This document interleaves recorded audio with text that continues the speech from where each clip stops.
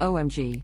Even CNN's Abby Phillip is shocked by Alexandria Ocasio-Cortez's insane take on Israel and Hamas.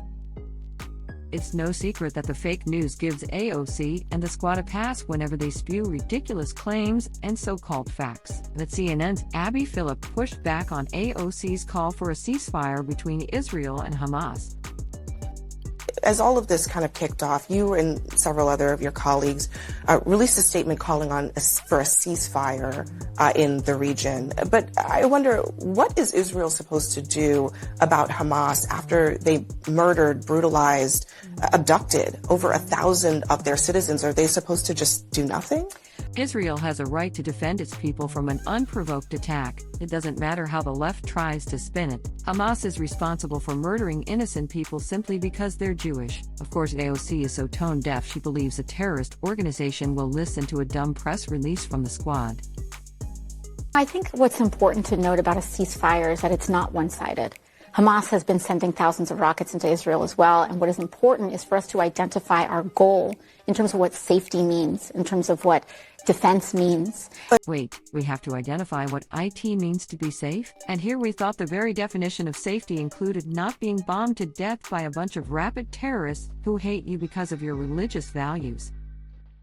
Congresswoman, I think the position from Israel's perspective is that there was already an attack, and Hamas already committed an attack. After that happened, do you really believe that they should not respond to that? I think what is important in terms of response is Israel does have a right to self-defense. I think what we need to take a look at in this situation is if collective punishment qualifies as defense, if the blockade on water, food, electricity, if the dropping of white phosphorus, which is an indiscriminate weapon, qualifies. So I do believe that there's a discussion to be had here.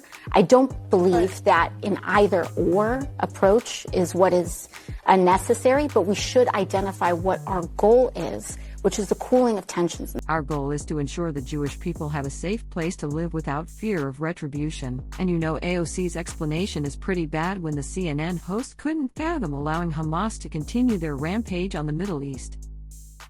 Israel's goal is to rid the region of Hamas. They've been very clear about that. And I certainly take what you're saying about the condition of Gaza right now for civilians who, as you point out, are not synonymous with Hamas. But for Israel to deal with Hamas, which is a force that is actually detrimental to Palestinians. Absolutely. How else are they supposed to address a violent, militant, some say terrorist group, other than to go in there and take them on directly? Well, you know, when we talk about going in there, I think we should also keep in mind President Biden's statements as well about what the implications of a potential ground invasion would be. This is an inherently complex situation. So we can send ground troops to Ukraine to fend off a Russian invasion, but shouldn't be involved in defending the Holy Land after the largest mass murder of Jews since the Holocaust? You're a disgrace, AOC.